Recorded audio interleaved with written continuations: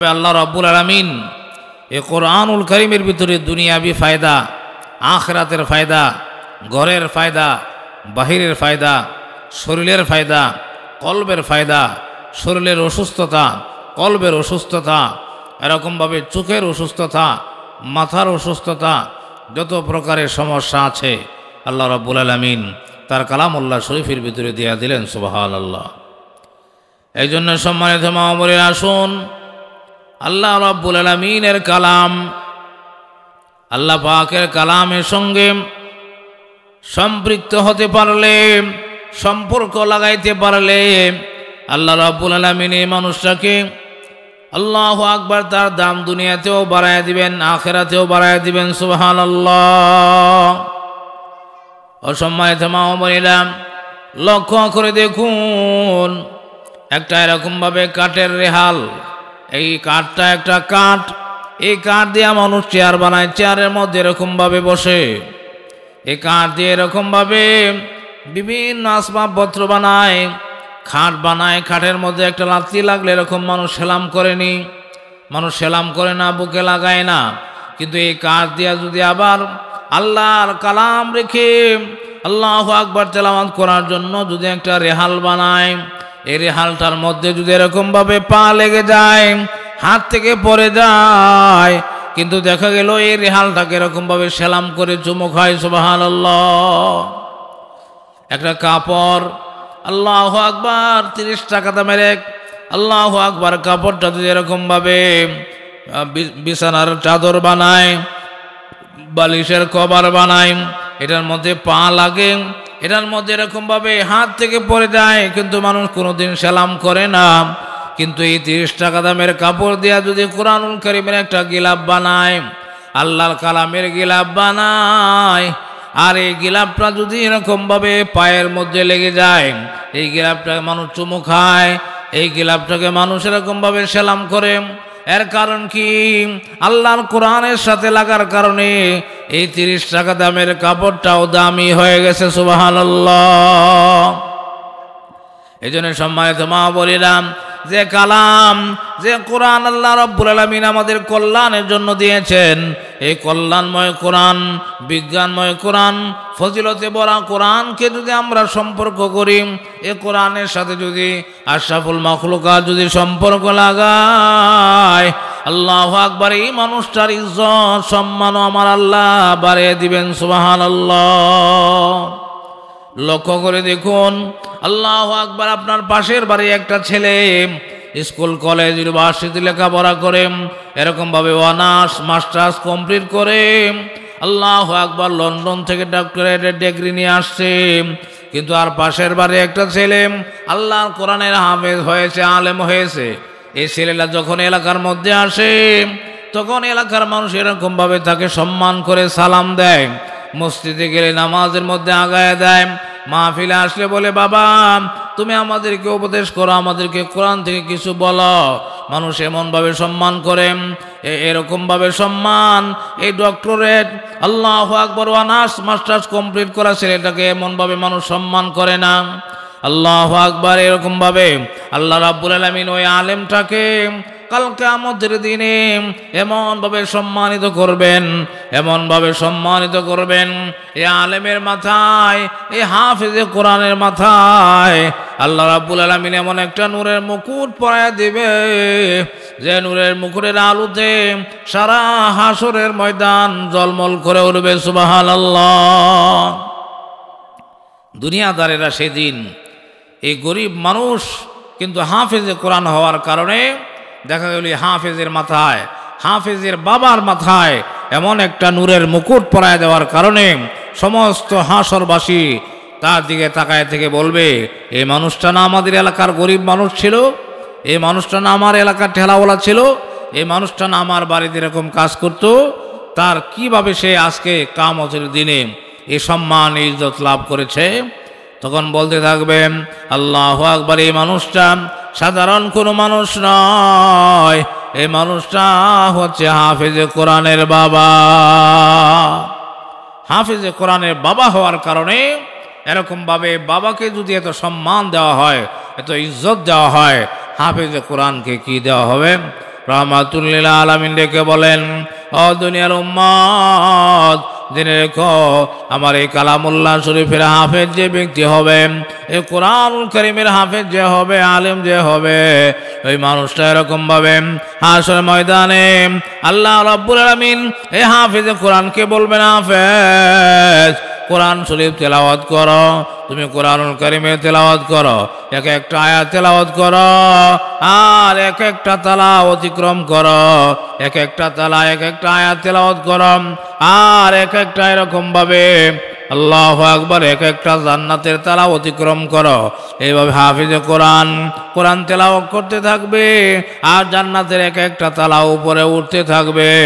এরকম ভাবে উঠতে উঠতে হাফিজে কোরআন আল্লাহর কালামের 6666 আয়াত তেলাওয়াত করবে, আর তার স্থান হয়ে যাবে জান্নাতের 6666 তালা উপরে তার স্থান হয়ে যাবে। সুবহানাল্লাহ। এজন্য সম্মানিত মা বোনেরা, আল্লাহ রাব্বুল আলামিন এই কালামে পাককে তো মর্যাদা বানায় দিয়েছেন, এত সম্মান দিয়েছেন। শ্রেষ্ঠ নবী আল্লাহু আকবার, শ্রেষ্ঠ নবীর উপরে শ্রেষ্ঠ কোরআন নাজিল করেছেন।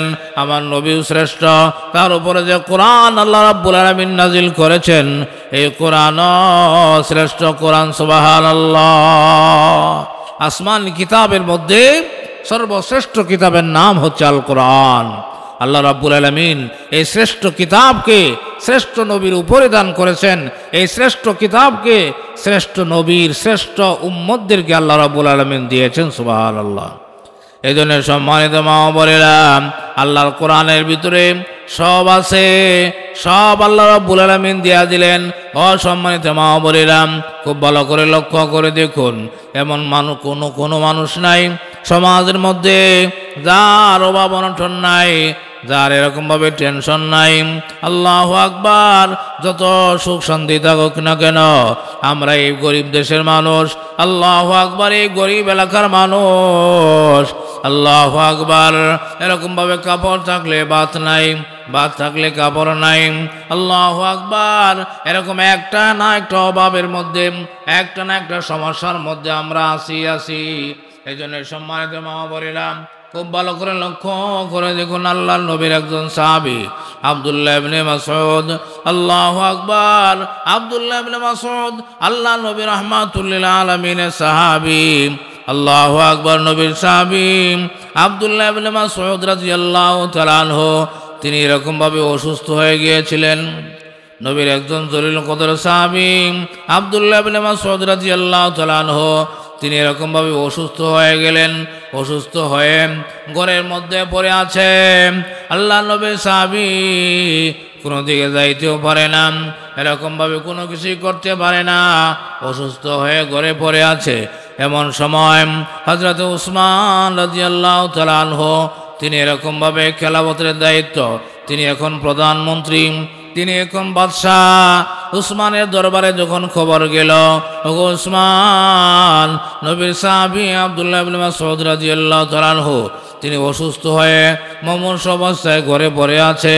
এই খবর শোনার পরে হযরত উসমান রাদিয়াল্লাহু তাআলা আনহু দৌড়াইয়া চলে আসলেন ইবনে মাসউদের বাড়িতে। আব্দুল্লাহ ইবনে মাসউদের বাড়িতে চলে আসলেন। আব্দুল্লাহ ইবনে মাসউদের বাড়িতে আয়েশা ইবনে মাসউদের মাথার কাছে বৈশা বলতেছে, ইবনে মাসউদ, আপনার কি হয়েছে? আপনার কি অসুস্থ? আল্লাহু আকবার। ইবনে মাসউদ বলেন, ওগো খলিফা উসমান, আমার অসুখ হলো আমার গুনাহ, আমার অন্য কোনো অসুস্থতা নাই, অন্য কোনো সমস্যা নাই, আমার একমাত্র চিন্তা হলো আমার গুনাহ। আমার গুনার কারণে আমি সকাল থেকে সন্ধ্যা থেকে সকাল পর্যন্ত আমি চিন্তায় বিভোর। আল্লাহু আকবার। গুনার কারণে জাহান্নামের আগুনের ভিতরে আমি কিভাবে থাকব? জাহান্নামের আগুন আমি সহ্য করতে পারবো না, কবর আযাব আমি সহ্য করতে পারবো না। আল্লাহু আকবার। এই গুনার চিন্তায় আমার এই অবস্থা হয়েছে। হযরত উসমান রাদিয়াল্লাহু তাআলা আনহু ডেকে বলেন, ইবনে মাসউদ, বুঝলাম তো আপনার গুনার কারণে অবস্থা, তবে আপনার জন্য এরকম ভাবে কোনো ডাক্তার কবিরাজ ডেকে আনবো নাকি? আপনার জন্য কোনো ডাক্তারের প্রয়োজন আছে নাকি? আপনার জন্য কোনো ডাক্তার নিয়ে আসি? আল্লাহু আকবার। নবীর সাহাবী ইবনে মাসউদ রাদিয়াল্লাহু তাআলা আনহু ডেকে বলেন, আল্লাহু আকবার, না, আমার ডাক্তারের প্রয়োজন নাই, দুনিয়ার কোনো ডাক্তারের প্রয়োজন নাই, আমার দুনিয়ার কোনো ডাক্তার লাগবে না। আল্লাহু আকবার, আমাকে যিনি অসুস্থতা দিয়েছেন তিনি হলেন আমার ডাক্তার। আল্লাহু আকবার, যিনি আমাকে অসুস্থতা দিয়েছেন তিনি আমার ডাক্তার, তিনি আমার জন্য যথেষ্ট। সুবহানাল্লাহ। আল্লাহু আকবার। হযরত ওসমান ডেকে বলে, ওগো ইবনে মাসউদ, বুঝলাম আপনার চিকিৎসার কোনো প্রয়োজন নাই, কিন্তু আপনার ঘরের ভিতরে 2টা মেয়ে আছে, অবিবাহিতা মেয়ে। আপনার ঘরে 2টা অবিবাহিতা মেয়ে দেখতেছি, আপনার কোনো ডাক্তারের প্রয়োজন নাই, সুস্থতারও প্রয়োজন নাই, কিন্তু আপনাকে এরকমভাবে এই অভাব অনটনের ভিতরে ঘরের ভিতরে খাবারের ব্যবস্থা নাই, আপনার 2টা মেয়ে আছে। আল্লাহু আকবার, এদের বিবাহের প্রয়োজন।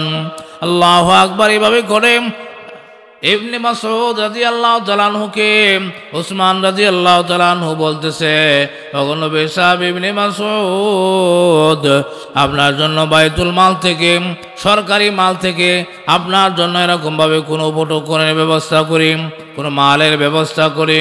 আল্লাহু আকবার। ইবনে মাসউদ বলেন, ও ওসমান, আমার মালের কোনো প্রয়োজন নাই, আপনার সরকারি গোডাউন থেকে আল্লাহু আকবার কোনো সাহায্যের প্রয়োজন নাই।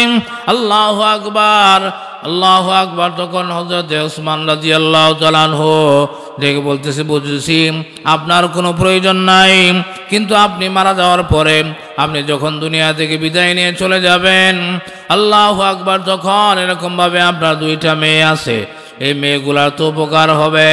তখন ইবনে মাসউদ ডেকে বলেন, আল্লাহু আকবার, ওসমান, আমি শুনেছি, আমার নবীর জবান থেকে শুনেছি, আমার নবীর জবান থেকে আমার এই নিজ কানে শুনেছি, আমার নবী রাহমাতুল লিল আলামিন বলেছেন যে ঘরের ভিতরে সূরাতুল ওয়াকিয়া তেলাওয়াত হয়। কোন সূরা?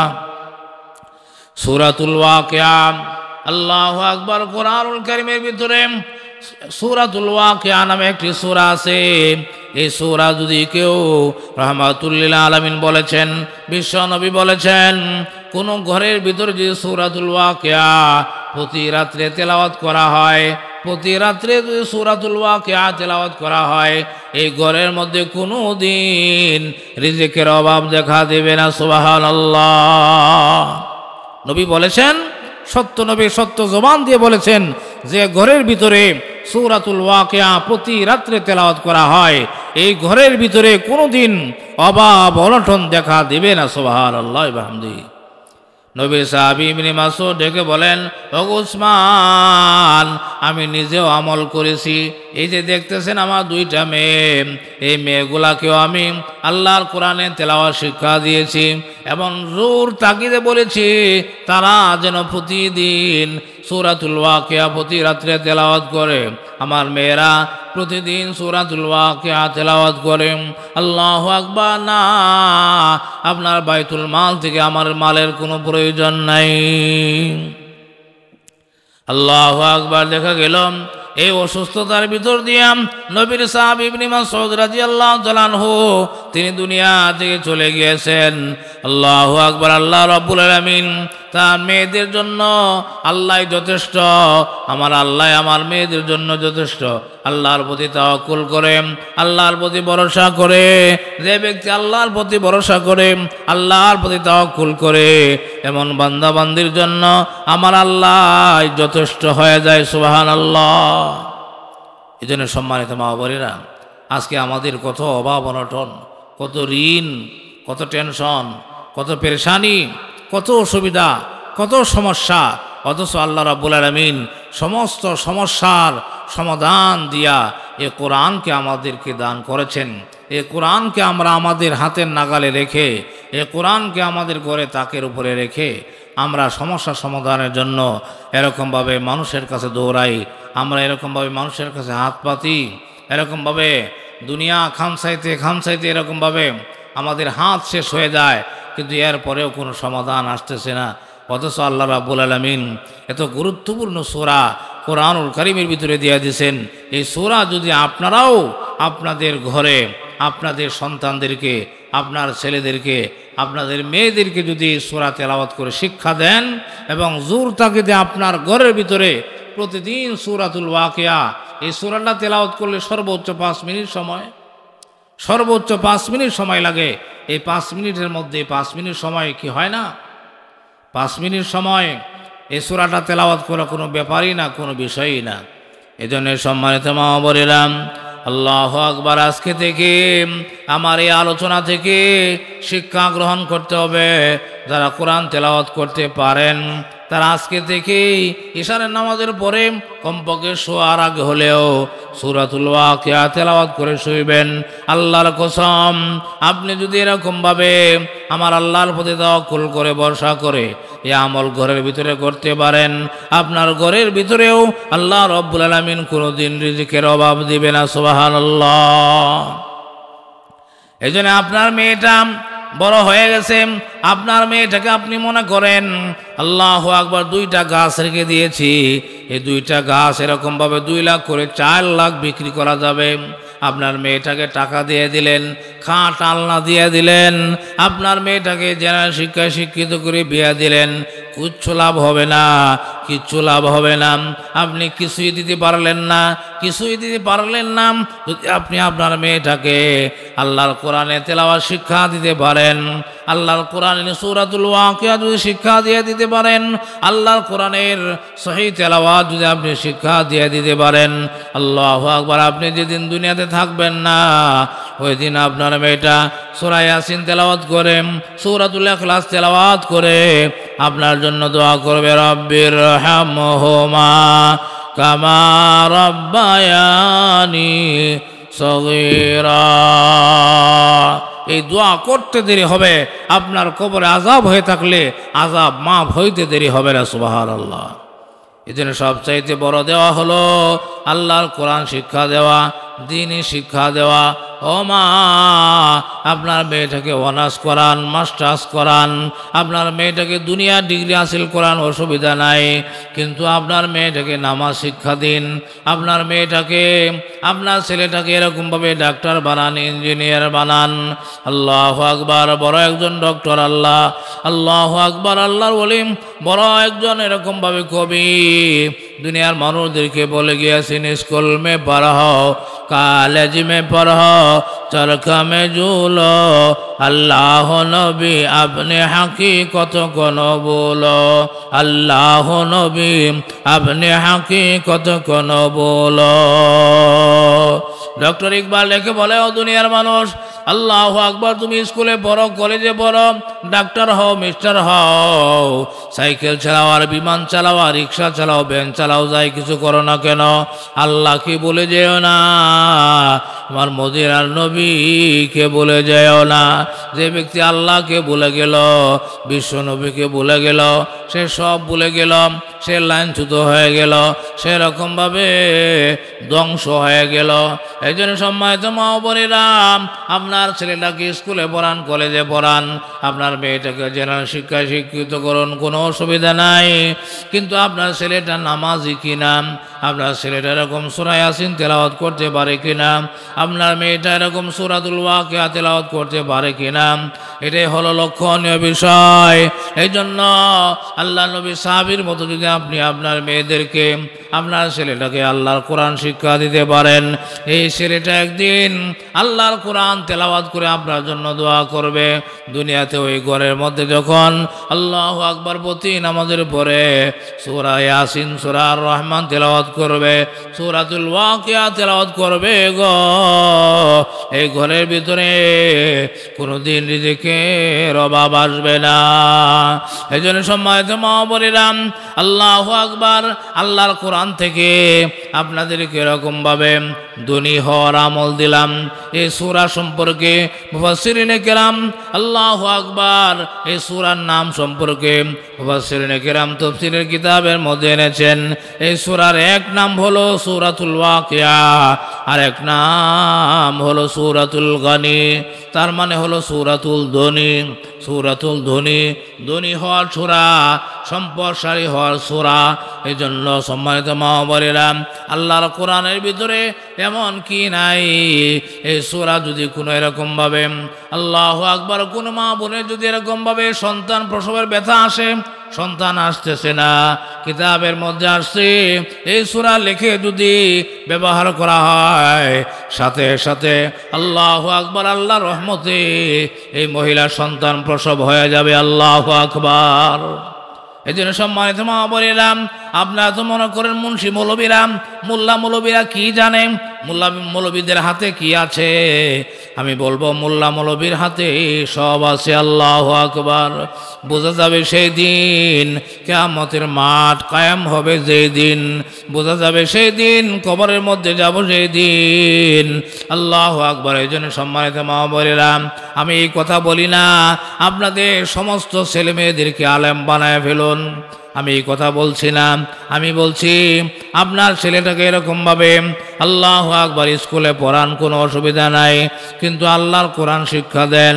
আপনার ছেলেটাকে কলেজে পড়ান, ভালো কথা, কিন্তু আপনার ছেলেটাকে সহি নামাজ শিক্ষা দেন।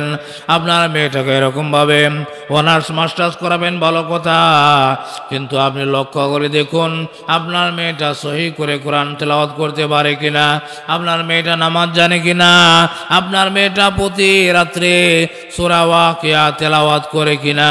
এই বিষয়গুলো যদি লক্ষ্য করতে পারেন, অসম্মানিত মা বোনেরা, আপনি দুনিয়াতে লাভবান, দুনিয়াতেও সফল, আখিরাতেও সফল। আল্লাহু আকবার।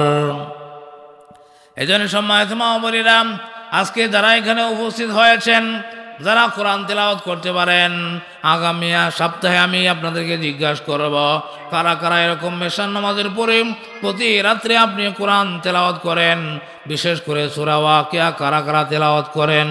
1 নম্বর 2 নম্বর হলো আপনার ছেলে এবং মেয়ে দুটোটাকেই আল্লাহর কোরআনে সহি তেলাওয়াত শিক্ষা দিতেই হবে, অবশ্যই দিতে হবে। সহি কোরআনে তেলাওয়াত শিক্ষা দেওয়া আপনার উপরে ফরজ, মা বাবার উপরে ফরজ, মা বাবার উপরে ফরজ।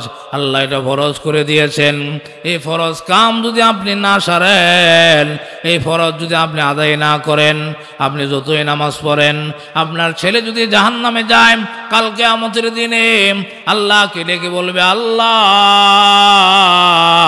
আমার মা আমাকে কোনোদিন নামাজ শিখায় নাই, আমার বাবা আমাকে কোনোদিন কোরআন শিক্ষার জন্য বলে নাই, আমার মা বাবা আমাকে কোনোদিন দিন শিক্ষা করার জন্য বলে নাই, আমাকে কোটি কোটি টাকা খরচ করে এরকমভাবে অনার্স মাস্টার্স করাইছে, কলেজ ইউনিভার্সিটিতে পড়াইছে, কিন্তু আমাকে কোনোদিন মাদ্রাসায় পাঠায় নাই, কোনো আলেমের কাছে পাঠাইয়া এরকমভাবে আমাকে আল্লাহর কোরআন সহি শিক্ষা দেয় নাই।